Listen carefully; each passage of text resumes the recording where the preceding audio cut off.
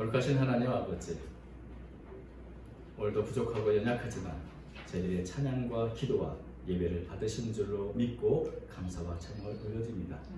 오늘도 이제 새해가 시작되었고 우리의 삶이 하루하루 이어지고 있습니다. 돌아보면 여전히 주님을 의지하기보다는 내 생각과 내 지혜로 살아왔음을 고백하니 주여 긍휼히 여겨 주시고 늘 주의 말씀을 따라 주의 말씀의 그 약속을 붙잡고 살아가는 저희가 되도록 인도해 주옵소서. 오늘도 말씀을 듣는 시간이 오니 주께서 부족한 종을 더하여 하나님의 말씀이 증거되시도록 사용하여 주시옵소서. 듣는 이들의 마음을 예배하여 주시고 들을 수 있는 귀를 허락하여 주옵소서. 오늘도 주님께서 저희들 가운데 함께해 주심을 믿사오며 예수님 이름으로 기도하옵나이다. 아멘. 2008년도에 그 SK 브랜드 관리실에서 20세에서 50세 사이의 남녀 500명을 대상으로 웃음에 관한 라이프 스타일을 조사한 적이 있습니다. 그것이 이제 신문에 여러 번 이렇게 반복해서 발표가 됐는데 우리나라 사람들이 하루에 평균 10번을 웃는답니다. 그리고 한 번 웃을 때 약 8.4초 웃는다. 그래서 우리나라 사람들은 하루에 약 90초, 한 1분 30초 정도 웃고 사는구나 라고 하는 그런 결과가 나왔습니다. 근데 그 500명 조사한 대상 중에서 9명은 한 번도 웃지 않는다 이렇게 대답을 했다고 합니다. 만약에 같은 내용으로 지금 조사를 한다면 우리나라 사람들은 더 많이 웃으며 살고 있을까요? 아니면 더 적게 웃을까요? 여러분들은 하루에 얼마나 웃으며 살고 있습니까? 지난 일주일 동안 좀 많이 웃으며 사셨는지, 올 한 해는 좀 더 우리가 좀 더 기쁘고 행복한 웃음을 많이 웃으며 살았으면 좋겠다 이런 생각을 하게 됩니다. 오늘 본문에도 이제 사라의 웃음이 나오는데 하나님께서 아브라함의 장막에 찾아오셨습니다. 그리고 하나님께서 아브라함이 하시는 말씀을 장막 뒤에서 사라가 듣고 웃었습니다. 네 안에 사라에게 아들이 있으리라.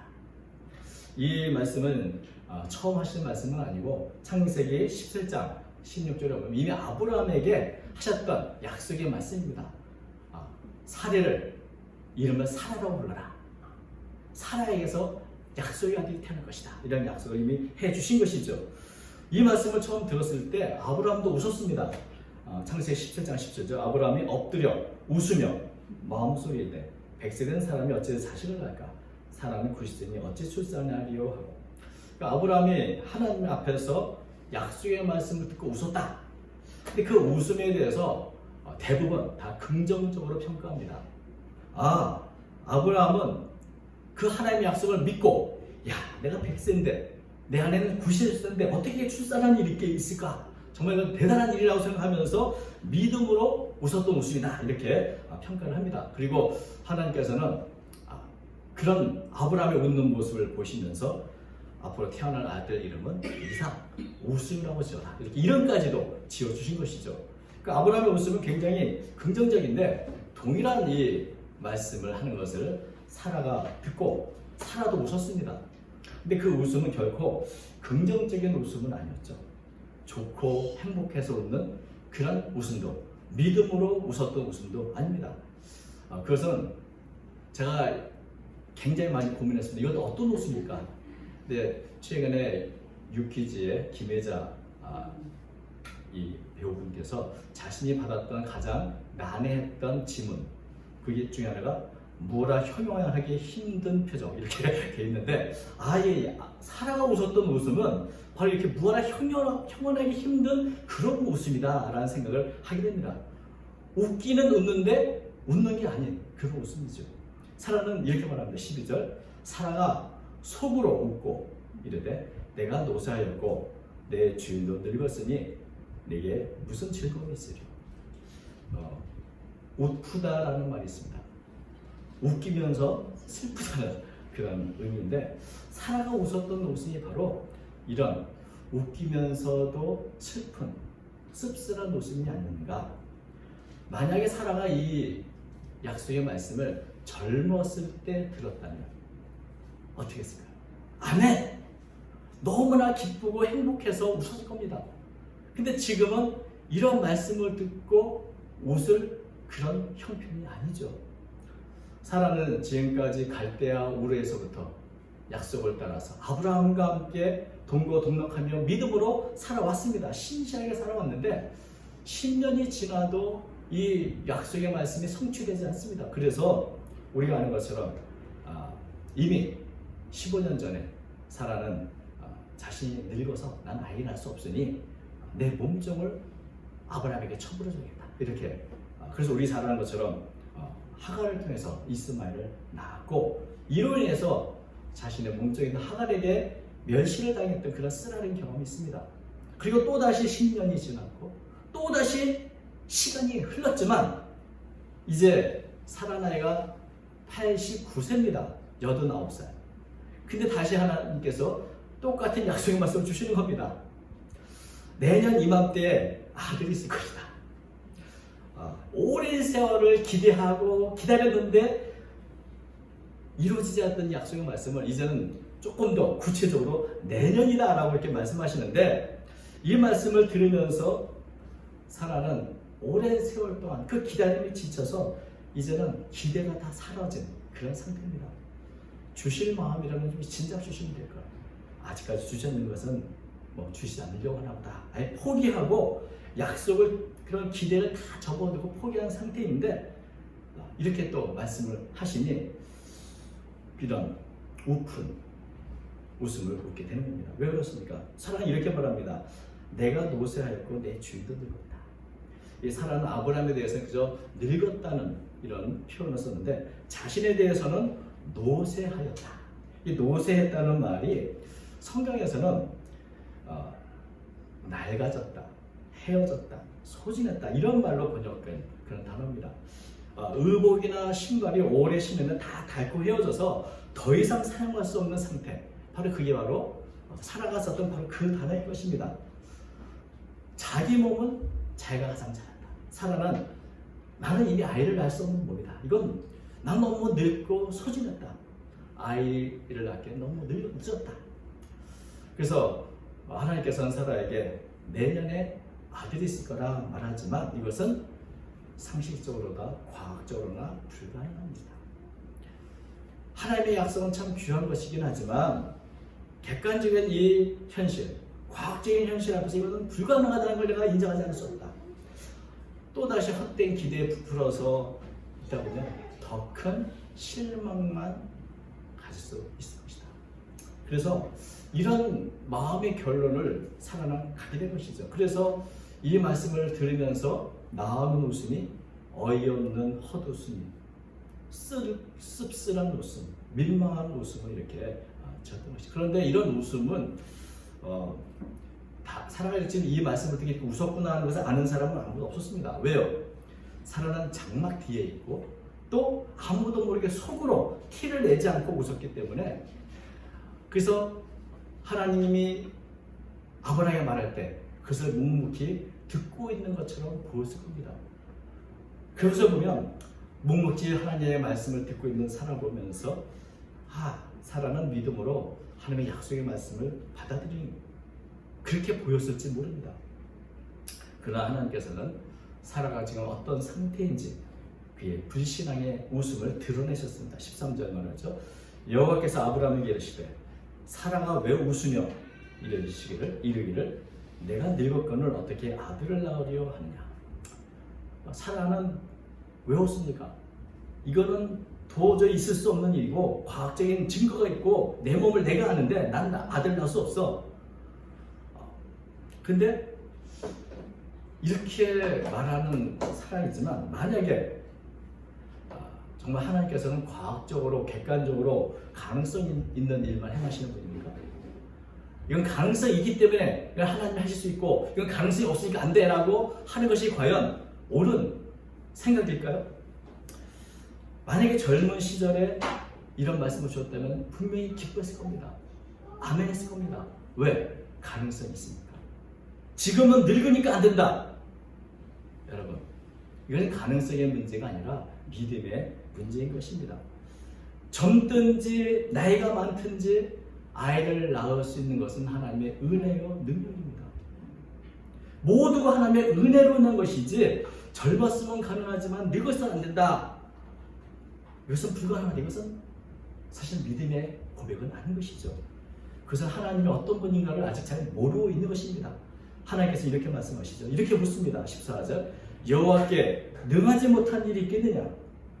기한 이를 때 내가 네게로 돌아오리니 사라에게 아들이 있습니다. 다시 한번 명확하게 말씀을 하셨습니다. 사라는 이 말씀 들으면서 사라에게 아들이 있으리라 이 말씀 들으면서 어떻게 생각했습니까? 누가 아들을 낳아? 내가 낳는데 난 낳을 수 없는데 초점이 자기에게 맞춰 있으니까 나는 낳을 수 없는 몸이야. 내가 아들을 낳는다고? 그건 불가능한 일이야. 초점이 자신에게 있으니까 그저 무능력하고 불가능한 자기 자신만 보게 되는 것입니다. 그런데 하나님의 말씀이 뭡니까? 내가 네게로 돌아오리니 사라에게 아들이 있으라. 누가 주체입니까? 하나님의 주체인 겁니다. 하나님이 하시겠다는 겁니다. 하나님의 아들을 주시겠다는 겁니다. 이것은 아브라함이나 사라의 능력과는 상관이 없이 아브라함과 사라가 능력이 있어서 낳는 것이 아니고 하나님이 주시기 때문에 아들이 있게 되는 것입니다. 사라의 태를 들어서 잉태하시는 능력이 누구에 있는가? 사라가 아니라 하나님께 있다는 것을 말씀하신 것입니다. 여호와께 능하지 못한 일이 있겠느냐? 이 물음은 하나님의 능력을 믿지 못하는 불신앙을 책망하는 그런 물음이죠. 근데 우리가 이 설명을 읽다 보면 여기까지 지금 누구하고 대화하고 있으면 하나님과 아브라함이 대화하고 있는 겁니다. 그러니까 지금 여기까지 아브라함을 통해서 지금 말씀하고 사람 곁에 장막에 가만히 듣고 있는 그런 형편인 것이죠.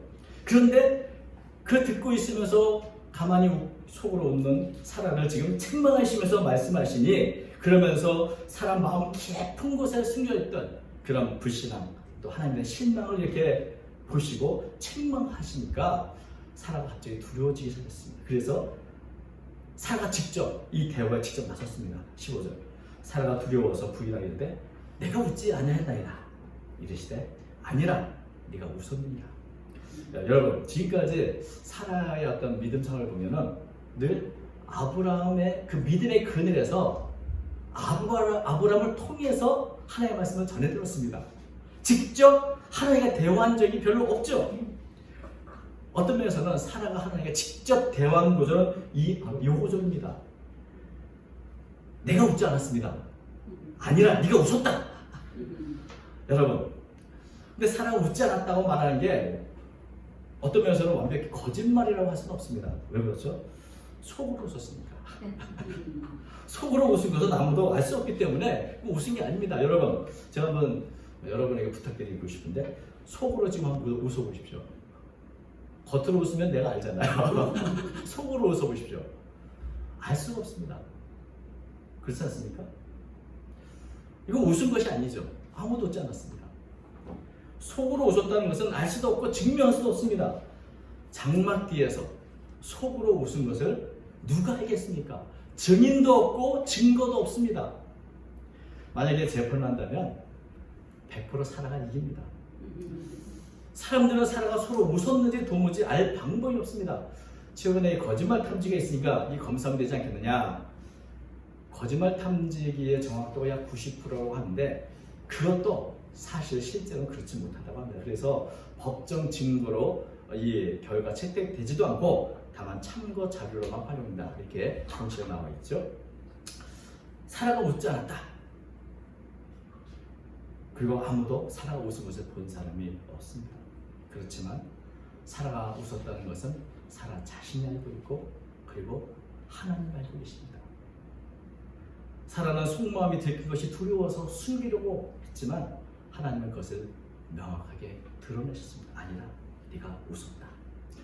저는 이 말씀 보면 이제 곧이어서 하나님이 아주 엄중한 감히 날 속이려 들어 라고 하는 이런 책망이 있을 거라고 기대했는데 하나님은 단지 네가 웃었다 까지만 말씀하셨고 사라도 아닙니다 라고 더 이상 반론하지 못했습니다.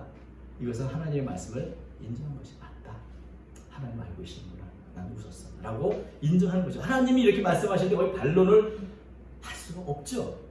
근데 네가 웃었다 이 말씀은 사실 이 안에 하나님이 하시고자 하는 말씀이 다 담겨있는 말씀입니다. 그 말씀의 의미는 내가 너를 모르느냐 이런 말씀이죠. 난 너 다 알고 있어. 네 가장 깊은 속에 있는 감춰진 것, 그 실망, 그 포기함, 이것도 다 알고 있어. 이 말 한마디에 사라의 모든 것을 알고 있는 그 하나님을 사라는 경험하게 됐습니다.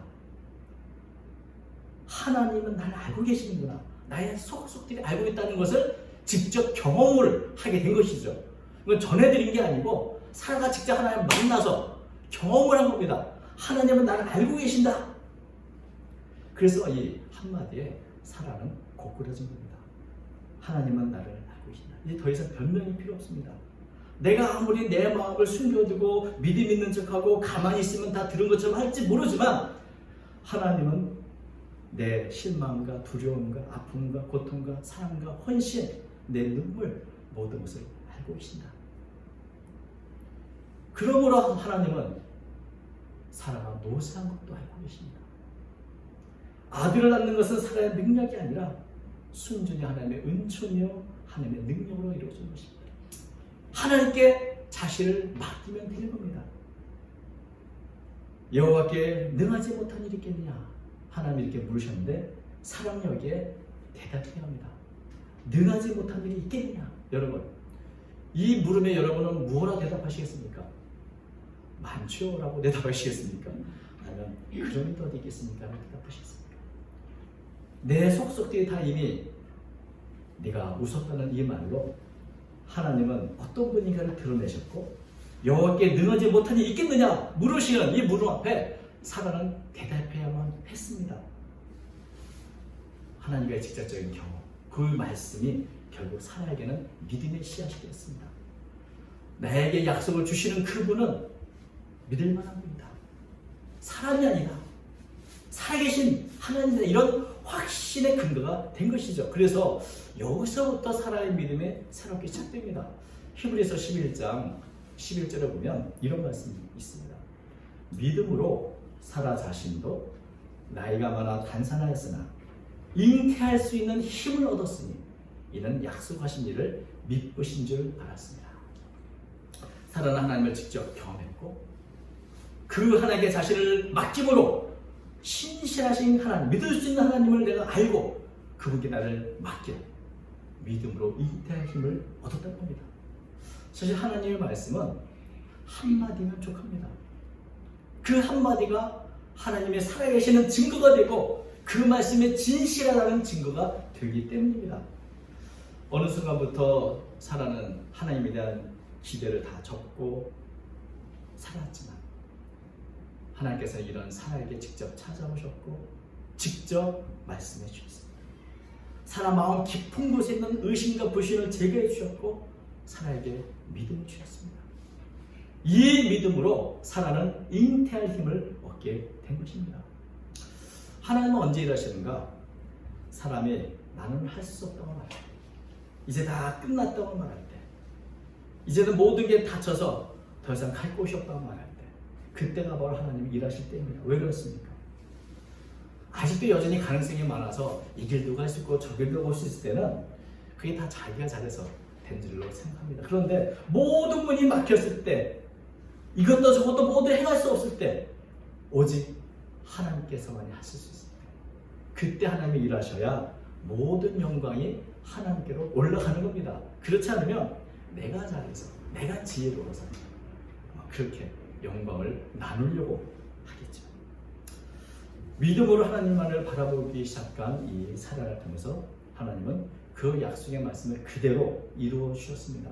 창세기 21장 1절에 보면 이렇게 말하죠. 여호와께서 말씀하신 대로 사라를 돌보셨고 여호와께서 말씀하신 대로 사라에게 행하셨으므로 하나님은 신실하셔서 하나님께서 하신 말씀대로 행하셨다. 말씀대로 두 번이나 반복하는데 하나님께서는 18장 10절을 보면 내년 이맘때 내가 반드시 내게로 돌아오겠다. 그거 말씀하셨는데 이 돌보다는 이 단어가 방문했다는 의미가 있는 단어입니다. 어찌 보면 하나님께서 눈에 보이는 모습으로 오신 것은 아니지만 분명히 사라에게 임하셨고 그 말씀하신 대로 행하신 것입니다. 그래서 하나님의 약속과 그 말씀하신 대로 사라는 아들을 낳게 되었습니다. 그것은 사라의 힘으로 나온 것이 아니라 온전히 하나님께서 사라에게 아들을 주신 것입니다. 우리가 아는 것처럼 그 아이 이름이 이삭, 웃음입니다. 사라는 이삭을 낳은 기쁨 속에서 뭐라고 말합니까? 21장 2절 사라가 이르되 하나님이 나를 웃게 하시니 듣는 자가 다 나와 함께 웃으리라. 하나님이 나를 웃게 하셨다. 여러분, 지금까지 마음속 깊이 쓴웃음, 헛웃음 이런 것으로 가득했던 이 사라에게 정말 기쁨과 감격에 겨운 행복의 웃음을 웃게 하셨습니다. 하나님의 약속의 말씀을 기대하며 오랫동안 기다렸던 그 순간, 그것이 바로 찾아온 것입니다. 여러분, 이 말씀 안에서 우리는 어떤 면에서 오랫동안 하나님을 믿고 섬겨오면서 우리 속에 사라처럼 때로는 남들이 알지 못하는 의심이나 불신의 마음이 숨어 있을 수 있습니다. 겉으로 표현은 하지 않지만 하나님의 말씀을 들어도 기대도 없고 뭐 그렇게 기대했다가 실망한 여러 경험들이 있고, 그래서 더 이상 말씀을 들어도 뜨겁지 않은 그럴 때가 있습니다. 하나님께서 이런 사람들을 그냥 내버려 두지 않으시고 사라에게 찾아오신 것처럼 찾아오십니다. 그리고 하나님이 누구신지를 알려주시고 또 하나님을 직접 경험할 수 있도록 하신 겁니다. 그래서 다시금 말씀을 붙잡고 헌신할 수 있는 은혜를 주시는 분인 것입니다. 우리는 오늘 말씀처럼 여호와께 능하지 못한 일이 있겠느냐, 사라에게 물으셨던 그 물음 앞에 우리는 대답해야 합니다. 우리의 환경을 보고 또 우리 자신의 형편을 보면 그렇게 웃을 일이 많이 없을지라도 하나님은 이런 상황에 있어서 우리로 하여금 기쁜 웃음을 예비해 놓으십니다. 바로 그것이 바로 우리의 소망이 되어지는 것입니다. 하나님은 신실하셔서 그 약속의 말씀은 언제나 변함이 없고 반드시 이루신다. 그 약속을 우리는 붙잡아야 되는 것입니다. 그 약속을 붙잡을 때 사라에게 참 기쁜 웃음을 웃게 하셨던 하나님께서 우리에게도 동일하게 하나님께서 나를 하여금 웃게 하셨다는 고백을 하게 하실 줄로 믿습니다. 여러분, 우리가 살면서 참 웃을 일이 많이 없습니다.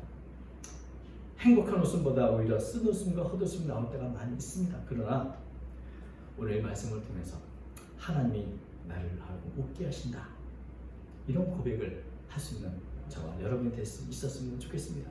올 한 해 이 약속의 말씀을 붙잡고 어떤 환경에서도 하나님을 기대하면서 살아갈 수 있기를 바랍니다. 우리를 가장 잘 아시는 하나님께서 우리의 문제도 해결하시고 우리를 기쁨이 넘치는 복된 삶으로 인도해 주실 줄로 믿습니다. 언제나 약속의 말씀 안에서 약속을 붙잡고 살아가는 모든 성도들에게 이런 은혜가 넘치시기를 주의 이름으로 축원드립니다. 기도하겠습니다. 거룩하신 하나님 아버지, 저희들의 불신과 연약함을 주여 긍휼히 주시고 우리 모두에게 믿음의 믿음을 더해 주시옵소서. 믿으신 하나님을 바라보게 하시고 우리를 하여금 웃게 하시는 하나님을 바라볼 수 있도록 인도해 주옵소서. 말씀을 들을 때마다 아멘으로 화답하며 믿음으로 나아가는 저희가 되도록 도와주시옵소서. 저희들을 붙잡아 주시고 더 아름다운 날로 또 더 행복한 날로 이끌어 주옵소서. 이런 모든 것을 허락하시고 예비하신 하나님을 바라보는 가운데 우리 마음에 참 기쁨과 찬양이 넘치도록 이끌어 주시옵소서. 올 한 해를 주님께 맡겨드립니다. 친히 우리의 삶을 인도해 주옵소서. 모든 것을 살아계신 예수님의 이름으로 기도하옵나이다. 아멘.